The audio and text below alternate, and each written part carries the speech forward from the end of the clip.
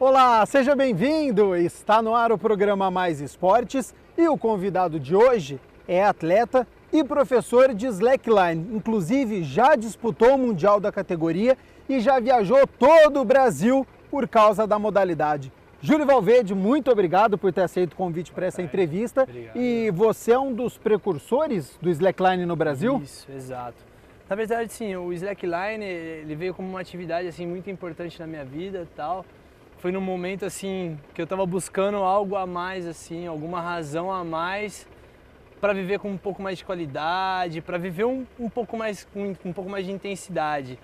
Na época eu morava em 2009 no Rio de Janeiro. Eu morava na cidade de Caraí, Niterói, praticava atividades de esportes na areia mesmo ali da praia e tal. E aí um belo dia eu vi um casal praticando o tal da corda bamba, né, conhecida como slackline.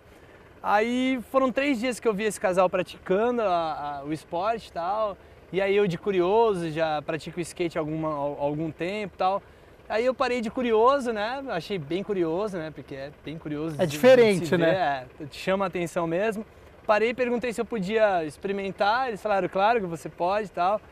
Pô, aí eu, com a minha carreira de skate, já ando de skate há algum tempo, já atividade de equilíbrio, falei, pô, acho que vou me dar bem, né?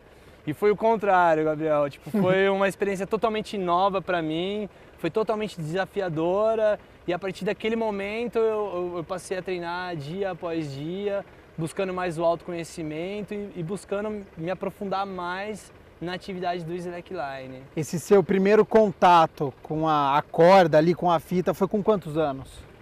Eu tinha 21 anos, não foi tão cedo assim. Porque geralmente os esportes começam com criança, né? Exato. 8, 9 anos. O slackline, ele não é um esporte tão antigo assim e também não foi criado no Brasil. Não, na verdade o slackline ele surgiu por volta de 2000, 2001 em Yosemite Valley, na Califórnia, né? Porque em Yosemite eles praticam muito montanhismo, que tem lá os vales de Yosemite, muita pedra para escalada. E aí na temporada de alta escalada, todo mundo praticava a escalada.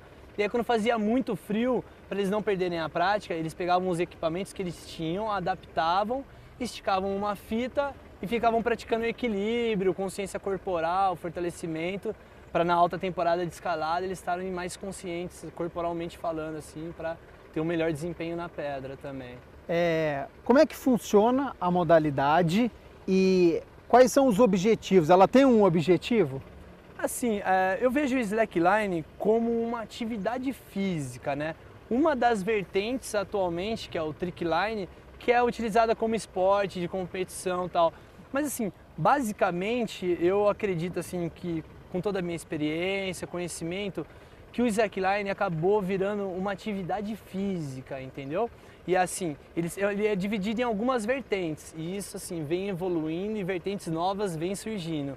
É um esporte muito novo que teve uma evolução muito rápida, tanto de atletas, equipamentos e vertentes dentro do próprio slack.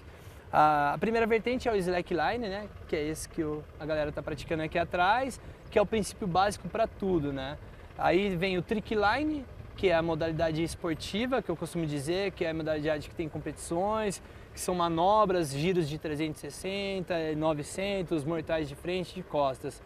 O long line, que são fitas bem longas, assim, acima de 50 metros de distância, a fita ela é um pouquinho mais fina, o sistema de ancoragem é um pouquinho diferente. O high line, né, que é feito sobre as alturas, né? Que a gente às vezes vê entre montanhas, Isso. assim, você fica assustado, fala, meu Deus, se cair, o que acontece? Não acontece nada. Tá tudo preso. Pode ficar super tranquilo, assim, que é só a sensação. Tá. É um medo com segurança, sempre. É claro que a gente sempre vai ver as condições de montagem, a gente nunca vai meter o bedelho ali onde a gente não conhece, né? É sempre bom você sempre estar atento, assim, acompanhar uma montagem, saber onde você está pisando, né, para não ter surpresas. E já já a gente vai falar sobre essas seguranças, porque eu já fiz uma pergunta aqui para você sobre em árvore, você já me falou, não pode em árvore, não pode em poste, então já a gente vai saber onde que pode praticar o slackline. Isso. Mas ainda o slackline, quer dizer, ele só pode ser praticado numa distância curta, então é baixa, se for alta já é uma outra modalidade? Assim, acima de 30 metros de altura é considerado highline já. Entre midline, né, que é a média altura, e highline, mais para cima. Tá. Assim, tem pessoas que acabam pecando nisso, porque assim, se você, o highline, se você coloca ele numa certa altura, como a fita de backup, que se arrebentar de cima, ela é um pouco frouxa, caso aconteça algum acidente, coisa raríssima, tipo, quase não tem computado acidente no highline, a outra fita está de backup. E se ela for muito baixa, ela pode aproximar do chão. Então o highline é sempre acima de 30 metros e com muita segurança, é uma coisa mais especial. E aí tem o waterline, que é em cima da água, né, a modalidade mais fresca, divertida. Que se cair é uma delícia, que você caiu dentro da água. Poderia ter uma aqui pra gente agora. Poderia, né, a gente praticaria com certeza, até porque esse sol tá de matar, é bom dizer. Aos amigos de casa, solidariedade a este apresentador e ao convidado Júlio, porque tá um sol aqui, a gente não tá no Saara, mas é o mesmo sol, por isso tá muito quente. Campinas tem uma temperatura parecida com o deserto mesmo. Parecida com o deserto, não tenha dúvida nenhuma. Júlio, você falou que o slackline é uma atividade, uma prática esportiva, é uma atividade, mas em competição tem as suas regras. Uma competição de slackline, como é que ela funciona? A competição de slackline ela é dividida entre batalhas, assim. Antigamente, que eu falo antigamente do slackline, é tipo 2 anos atrás. Antigamente no slackline eram batalhas um contra o outro, era julgado tipo assim, um mandava as manobras, o outro respondia à altura ou melhor, ou não conseguia fazer a performance. E aí tinha um juiz que avaliava isso? Isso, ainda tem, são 3 juízes que avaliam amplitude, que é a altura, né? A limpeza do movimento, né? Que é o movimento sem os debs, debs é aqueles erros, mas que ainda contam ponto, mas descontam, e o grau de dificuldade. Então são 3 juízes que avaliam esses três requisitos. E hoje, como o esporte vem evoluindo muito rápido e o nível também vem evoluindo muito, assim, ficou difícil de julgar entre batalhas, porque assim, cada um tem o seu estilo próprio, né, de andar de slackline, de se movimentar e de fazer os movimentos. E acabou sendo meio que injusto, né, porque assim, se a pessoa tem um estilo, a pessoa tem outro estilo, não é porque eles são de estilos diferentes que eles são piores ou melhores do que os outros. Então acabou sendo que agora o slackline é julgado por pontuações. Tá. O grau de dificuldade da manobra, limpeza no movimento e altura. Eu não sou nenhum conhecedor extremo da modalidade, a gente já fez uma reportagem para o Olha Esporte aí. Agora, pela sua fala, me parece algo voltado para um natural, uma harmonia corporal. Ele tem essa vertente assim da natureza, de buscar uma mente limpa? Com certeza. A raiz do slackline, como eu te falei, ela vem do esporte de montanha, né? São esportes outdoor, né, que a gente costuma fazer, esportes ao ar livre, né? E pô, de você praticar ele já te dá um autoconhecimento tipo de dentro para fora, né? Como é uma atividade de equilíbrio e força, você tem que entender como o seu corpo trabalha ali, né? E assim, conforme você vai praticando, evoluindo e melhorando, você vai adquirindo um autoconhecimento que eu diria assim, até um pouco diferenciado do normal. Que, pô, eu costumo dizer, basicamente você começa a escutar o seu corpo de dentro para fora, né? Para você poder trabalhar em harmonia, em equilíbrio, né? Então, se você tem um autoconhecimento, ou você busca o autoconhecimento e encontra no slackline, você consegue trabalhar em harmonia com você mesmo, assim, no seu dia a dia. E por ser um esporte outdoor, te proporciona um pouco mais de contato livre, né? Um pouco mais de experiência própria, né? Diria uma introspectiva, né? De você pensar melhor como funciona o seu corpo. Que mudanças que você percebeu no seu corpo antes de você praticar e depois dos 21 anos que você começou? Você ganha uma resistência fantástica, sua respiração melhora muito, porque ele é um esporte de equilíbrio, você tem que respirar para manter a sua oxigenação muscular e manter os músculos menos fadigados. Concentração também, conseguir ser uma pessoa muito mais focada. Antes disso eu era uma pessoa um pouco mais dispersa do que eu ainda sou um pouquinho, mas ajudou muito assim na concentração, o autoconhecimento, o foco nas coisas do dia a dia, entre outras coisas, né? E você está preso na cadeira, por isso que ele ainda não saiu daqui, porque o Júlio é ligado no 220, ele está dando aula, ele já mexe ali, já fala aqui com a gente, por isso que você está preso aí na cadeira, viu, Júlio? Qualquer pessoa pode praticar o slackline? Isso, exatamente. O legal do slackline é que ele não tem restrição de idade, ele não tem restrição física, ele não tem restrição de peso, de nada, assim, basta ter força de vontade. Eu, com uma experiência própria e de praticar de várias formas diferentes, assim, vamos dizer assim, experimentais, pô, eu cheguei à conclusão que uma pessoa sem os braços consegue praticar o slackline, porque ela vai ter que ter o jogo de ombro, tá? Que já vai manter o equilíbrio do tronco. Uma pessoa com uma perna só, eu conheço um amigo meu que ele praticou a atividade, ele não é praticante, mas ele praticou também e falou, pô, fantástico para fortalecimento, controle de tronco, né? Por ele ter já aquela deficiência, por ele tem que ter um controle de tronco um pouco melhor. E pô, como ele já tem uma perna, já é o suficiente para ele praticar. Já vi em vídeos na internet pessoas com prótese também, trabalhando o tronco no slackline. Já fiz um trabalho com pessoas com paralisia cerebral, com problemas neurológicos, assim. Mas aí o intuito do slackline nesses casos acaba sendo um pouco diferente, né? Tipo, eu não vou exigir da pessoa que ela atravesse a fita ou que ela fique 100% equilibrada. Mas é um reforço, uma ajuda. Isso, para ela se auto-perceber, se autoconhecer, fortalecer tônus, porque uma pessoa que tem alguma deficiência física ou neurológica, a primeira coisa que afeta é o tronco dela, né? E aí ela tem que melhorar os tônus dela. Então, assim, se você pratica com segurança, segura o tronco dela, vai dando a coordenada, a pessoa vai se autoconhecendo e ela vai trabalhando o tronco. Então, o core dela vai ficando um pouquinho mais estável. Não assim que eu vou garantir que a pessoa vai atravessar a fita e tal, ficar equilibrada. Mas assim, dá para garantir uma melhor qualidade de vida para a pessoa, um melhor autoconhecimento. Uma pessoa sem deficiência, ela consegue praticar o slackline, ou atravessar, ou já começar a fazer alguma manobra, em quanto tempo?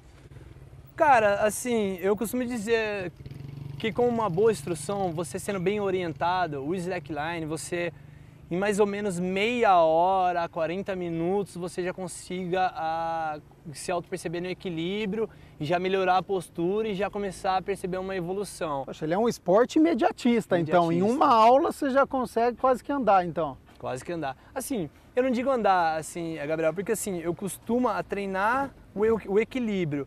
E eu digo assim para os meus alunos, a consequência natural do nosso equilíbrio é o nosso caminhar, né? Tipo assim, nós somos únicos na Terra por fazer isso, né? Então isso já é uma coisa que vem de dentro da gente. É uma coisa primitiva, primária, que a gente tem dentro da gente. Então quando você aflora, como você estimula ele, naturalmente ele vai surgindo de novo. Então por isso que acaba sendo uma atividade que evoluiu muito rápido. Porque como já faz parte da nossa evolução, nosso equilíbrio, a hora que você começa a aflorar no slackline, consequentemente você vem evoluindo.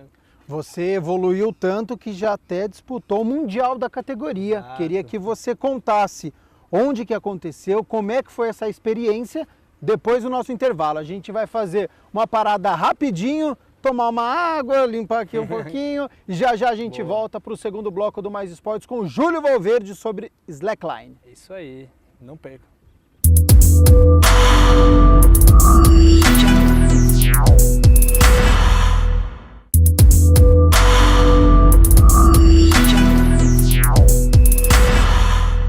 Voltamos com o segundo bloco do programa Mais Esportes. Hoje eu estou entrevistando o Júlio Valverde, ele que é atleta, também professor de slackline. Terminei o primeiro bloco falando sobre o Mundial da categoria que você disputou. Quero saber onde que ele aconteceu, quantos atletas tinha, veio um monte de gente aqui para o Brasil, do mundo inteiro.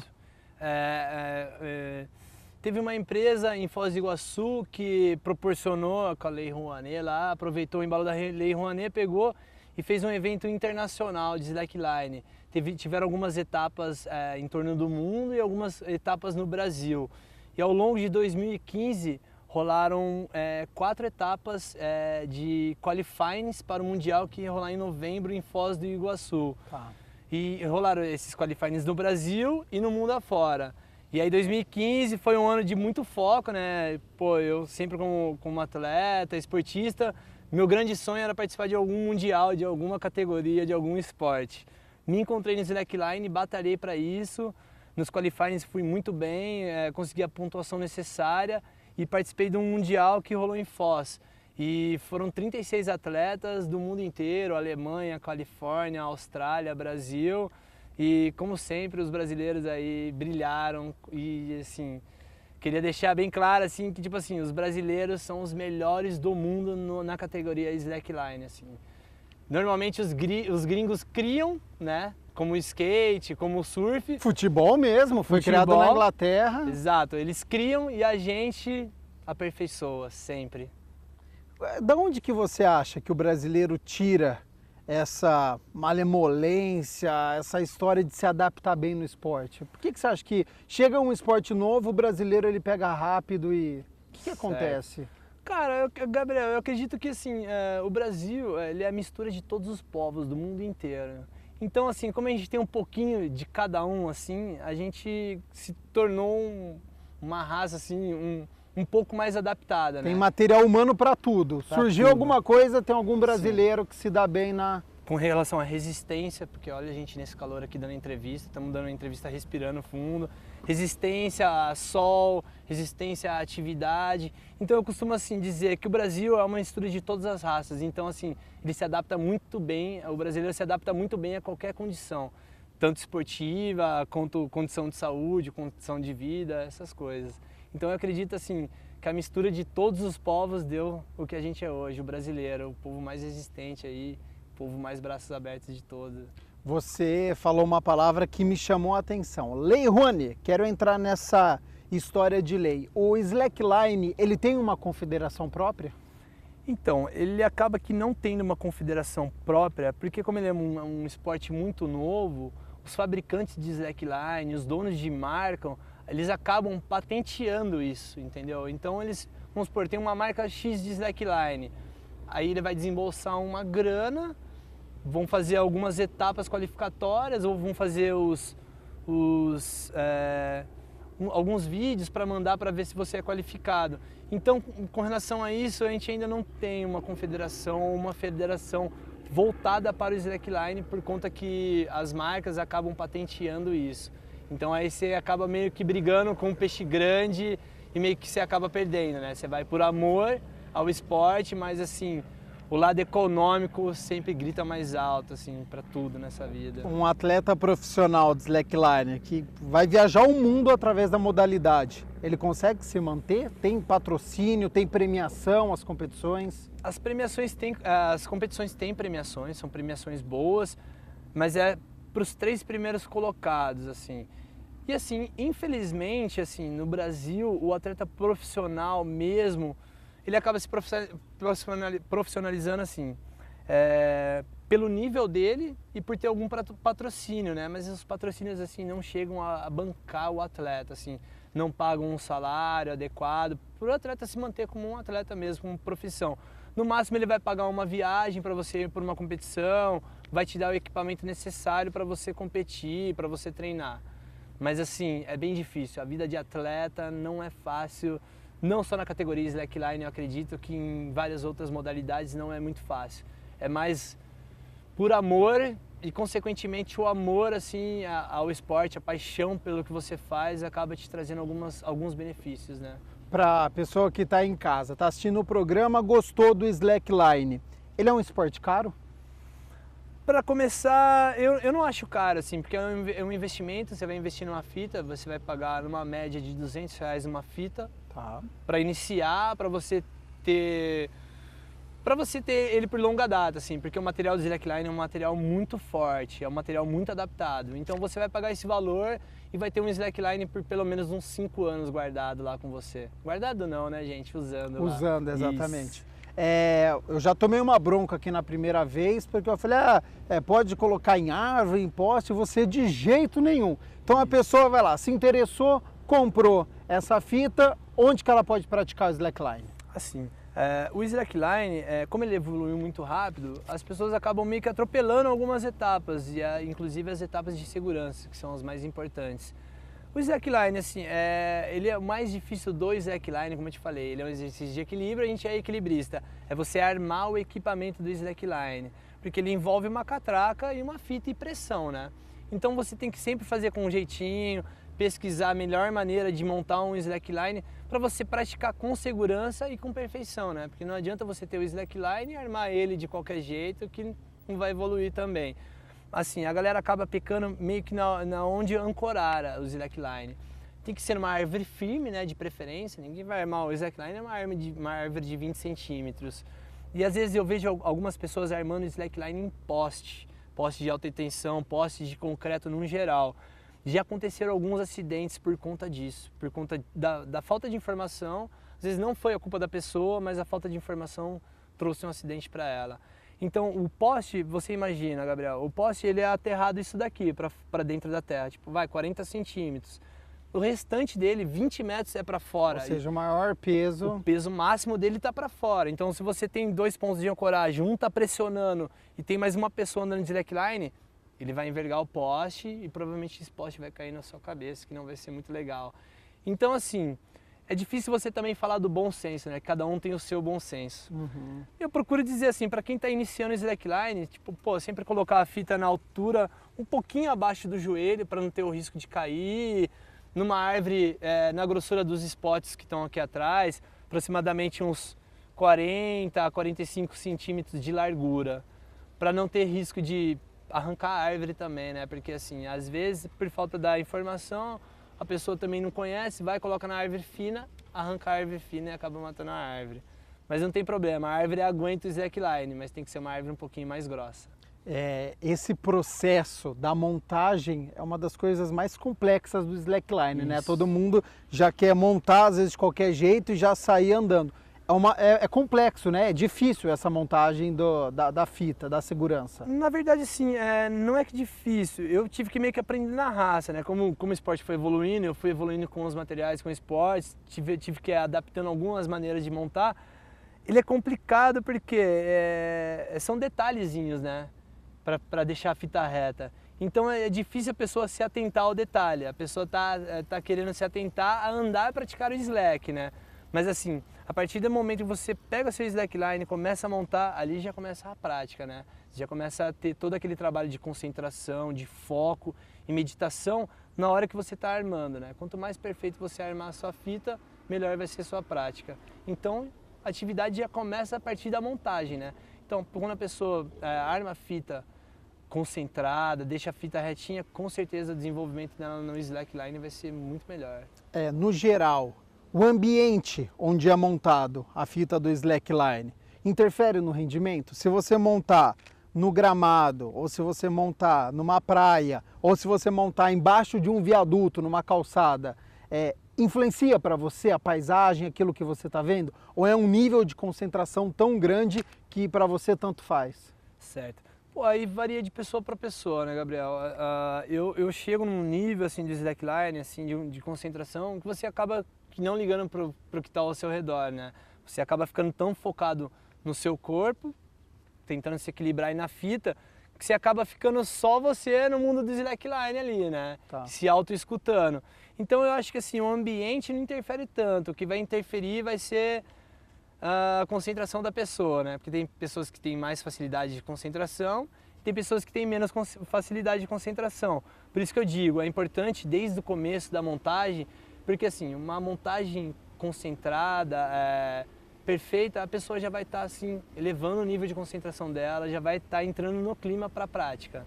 Então o ambiente ao redor, externo, não vai influenciar tanto com relação a isso. Você falou que fica se escutando na hora. O que você pensa na hora que você está competindo? Na conta para pagar, na esposa, na competição? Aquele momento que é só seu? Na verdade, assim, ele é como se fosse uma válvula de escape, né? Na verdade, eu estou em cima do slackline para esquecer da conta que eu tenho para pagar, né? Assim como toda atividade física que a gente faz, é para saúde, né? E para aliviar a pressão, né? A atividade, assim, ela é benéfica por quê? Pô, você alivia o estresse e ajeita seu corpo, né? Então, não tem muito assim, o que eu penso é assim, é uma atividade que cansa, né? Comigo, assim, eu penso dentro de mim, a hora que eu tô desconcertado, cansado, prestes a cair, eu falo comigo mesmo, calma, respira, conserta, e aí automaticamente o corpo vai se ajeitando. Então eu acredito que para a vida também seja isso, né? Se você está numa situação de risco, numa situação de problema financeiro, pessoal, espiritual, que seja, a melhor coisa que você tem a dizer é a você mesmo. Calma, respira, calma, respira, se organiza, concentra. Então, assim, a partir do momento que você coloca isso assim a fundo na sua cabeça, você já começa a trabalhar para fazer o movimento reverso, para melhorar aquilo. Restando apenas 1 minuto e meio, passa rápido, viu? Ainda tinha mais um monte de pergunta. Mas naquela hora que você está na fita, o que te desconcentra? É barulho, tem torcida, não tem torcida, é um bicho que passou e você se perdeu? Cara, na verdade, assim, é uma coisa que eu gosto tanto, assim, que é difícil eu me desconcentrar, porque eu, tipo, tô focado no que eu gosto mais de fazer na vida, que é o slackline, também o skate, assim, eu gosto de falar, eu adoro andar de skate. Mas, assim, dependendo da tensão da fita, assim, porque a tensão da fita muda o balançar dela. Você começou a balançar muito, você já começa a ficar meio nervoso e se perde. Se perde, isso, exato. E aí que é a hora que você tem que falar, não, calma, respira, que aí seu corpo vai entender aquilo, porque, assim, não só nossa cabeça é inteligente, né? Nosso corpo é inteligente, porque ele trabalha automático, né? Uhum. Então, se você já manda estímulo de dentro para fora, assim, ele já vai se organizando automaticamente. Mas, assim, o que influencia é vento, é sol rachando, que vai minando a resistência. Com né? chuva tem competição? Tem também, fica um pouco mais arriscado, né? Porque fica mais liso o ambiente, como a competição é em cima de colchão, a superfície do colchão pode ficar um pouco mais lisa, porque vai lona por cima, então é um pouquinho mais difícil. Bate pronto, para já encerrar, que já estão fazendo sinal para mim, encerra Vamos lá, que acabou. boa. Descalço ou com calçado? Para começar, descalço. E calçado, quando for praticar depois, sempre sola reta. Porque se você pega um calçado com uma sola muito macia, você perde a sensibilidade do seu pé e o contato da fita. Então, se você começa descalço, você vai ter um maior contato com a fita. E ali você já vai começar a entender qual que é o mecanismo que seu corpo vai adquirir para equilibrar. Para a gente encerrar o programa, estamos em 2018. Tem objetivo para esse ano? Eu quero que todo mundo pratique, assim, não só o slackline, assim, Gabriel, eu vejo como atividade física um bem para o futuro. Então, assim, o que eu quero conscientizar as pessoas é que, assim, atividade física é questão de saúde pública. Então, vamos praticar atividade, seja slackline, seja corrida, seja bicicleta, o que for. E quem quiser slackline, sabe onde procurar, sabe onde encontrar também. Júlio, obrigado e boa sorte, agradeço, viu? Gabriel, obrigado, El. Programa Mais Esportes fica por aqui, prometendo voltar na próxima segunda-feira, sempre às 11h30 da manhã. Até lá!